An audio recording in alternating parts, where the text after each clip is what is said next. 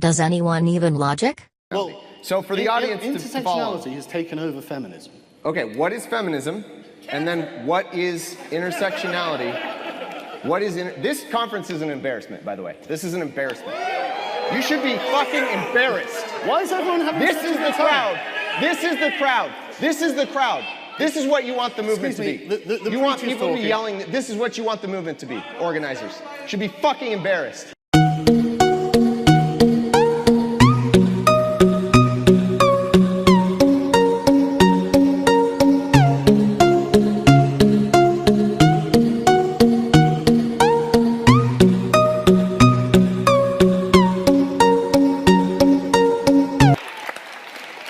It's literally the opposite of what you just said. It's allowing people's identity to be multifaceted. It's allowing socioeconomic status to be part of it. It's allowing race to be part of it. It's allowing gender to be part of it. You're categorizing them into classes, Thomas. Yeah. That's collectivism. That's not individualism. But what I'm saying, if these deplorables would care to listen, is... Stop preaching to the audience. Concerned about it. Because it's discriminating against how is white that men, and I different happen from to be a people? white man. How is that different from people asking Mythicist Milwaukee to not platform you? They have a concern about what's happening. The difference is I didn't make one of their wives cry, Thomas. Oh. Oh, what? You don't care about a woman now? You don't care about a woman being harassed by a bunch of SJWs because it's your team. This is why you're horrible. This is why everyone hates you. And this is why I'm here. You made me. Are you honestly going to ask me if I'm triggered? Is there something laughable about being triggered now, is there, Thomas? Go on. There is. Go on, undermine your own movement. When you're triggered for white victims, it is funny. It's because they're white. Yeah. There's discrimination against women in our society. I'm absolutely certain that there will be someone somewhere who is being discriminated against. Do you think there's discrimination against men in our society? Not really. Unbelievable. Unbelievable. Unbelievable. How did James... Listen to all these identity politics people all of a sudden. Weird. No, it's an observation of what's really happening, Tom. Yeah. Freedom allows white men to control everything. Oh my God, you're a white supremacist. You are actually a white supremacist with a guilty conscience, Thomas. Jesus Christ. If there's two equally qualified candidates and you need a tiebreaker, pick the underrepresented person. Discriminate based on their race. That's your argument. Racial discrimination. That's what you're advocating for. Against freedom. And propagandized by the institution. Because white people and black people are not equal in this society. So it's okay to do it to one but not to the other. This is why I'm saying you have no principles. It is not the same. Gentlemen, we're going down the same rabbit hole. Now you're a racial subjective. Of racism. Right. Next question, please. Well, sorry, my question. 240. See you guys. Okay. Oh. All right, come on. Hi, Carl. I actually don't have anywhere better to be, so... You also said that men deserve a safe space on campus, but I would have to say that every space in society is actually a safe space for men. Men don't get catcalled when they walk down the street. I'm sorry, whenever I'm an openly gay student, whenever I fucking walk down the street, people yell at me, okay? Why? Because men like to catcall women. If I wear a short skirt, I get harassed when I walk down the street. Catcalls are good. No, they're not good. I'm saying, is the world safe space for women? No. Women deserve a safe space on campus. Queer people deserve a safe space on campus. Trans people deserve a safe space on campus.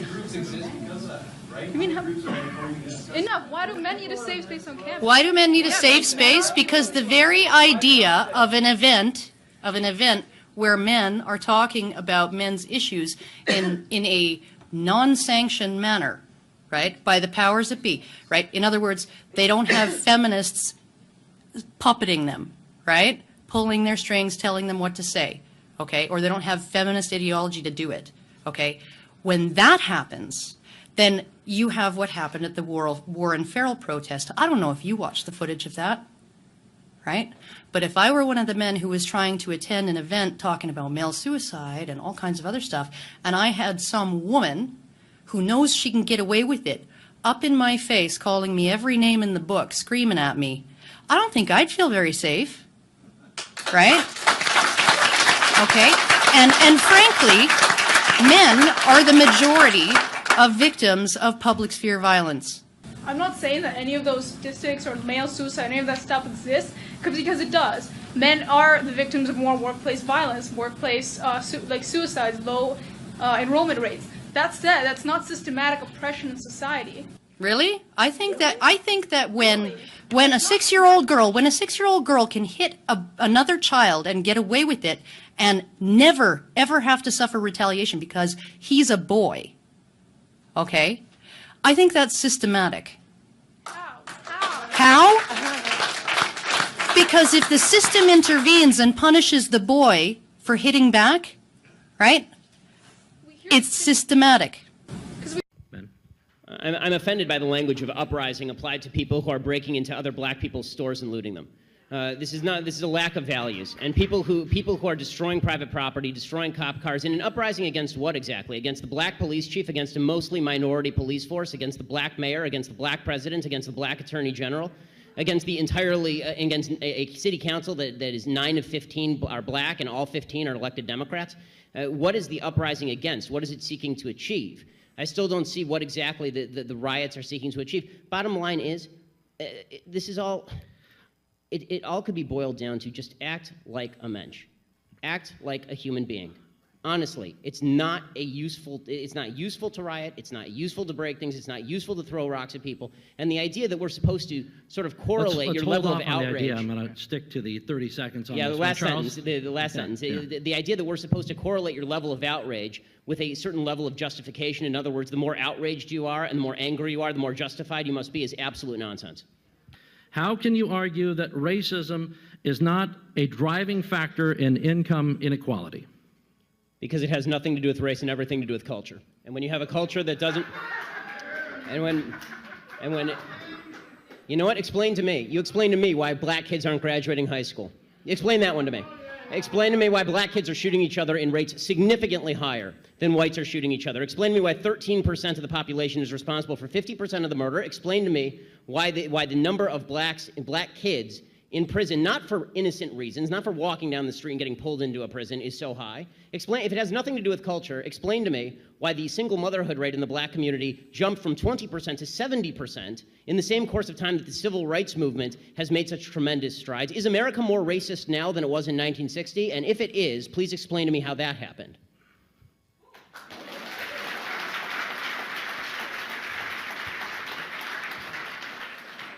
Anybody can jump in. It's an open mic there. But there has to be racism. You can't say there's no racism. Without evidence? No. I'm just saying that I don't know which animal. Maybe we're talking about dogs or something. I'm talking about human beings, and I'm like, human beings are most likely going to have racial prejudices. I'm just so sorry. I'm just so sorry. I don't know. I come from planet Earth. Charles, I want to ask you a question. So your default is that when there is no evidence, racism is the deciding factor. That is No, I was not saying that.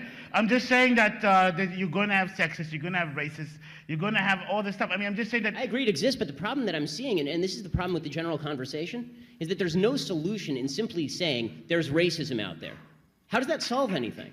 I mean, when you talk about there's institutional racism, what does that mean? Show me a law that is racist in intent, and we will agree. Show me a police officer who commits a racist act like we saw in South Carolina, right, where a police officer shot a black man running away and it was obviously unjustified, and I will agree. But you need, the idea that you can craft a narrative based on no racism because it just must be somewhere out there in the ether, that doesn't solve problems for anybody and creates more problems for people because now they grow up in a milieu and an environment where they are told that every obstacle they face is from some shadowy, nameless, faceless group who is out to get them simply because of the color of their skin. They'll never succeed in that environment.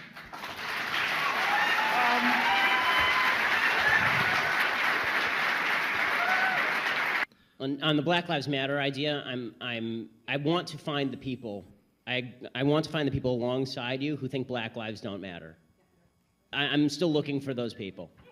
Really, I mean, like the implication is, of course, that for a bunch of people out there, for some reason, they're fine with black people getting shot in the street for no reason.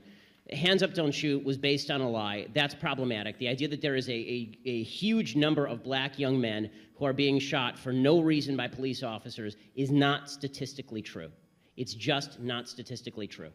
The fact is, that according to statistical studies at John Jay College, if you are a white man in a similar confrontation with police, you have a better chance of being shot by police than if you are a young black man. More white men are shot by the police every year in the country than young black men are shot by police in the country. The idea that there is a spate, and there's an easy proof. We know all of their names. We know all of their names. When there are 30 million black men in America. Okay, when we know President Obama said that we have a spate, it's a slow rolling crisis. Once every couple of weeks we have a case that's under dispute. So let's take his statistic. Okay, so let's say it's 26. Not one is too many, and we all agree. But is it really a slow rolling crisis with a broad trend across the nation when there are 30 million black people in the entire country and 26 people are shot under disputed circumstances, and probably at least half of those, the cop is at least justified? In Michael Brown, he was justified. Okay, and so basing it on falsities, you can't base a narrative on lies. We're running out of... Come da porca picchita va bene, si tu la parla miezza americano, quando si fa l'amore sotto la luna, come da bene in capo di I love you, papà l'americano.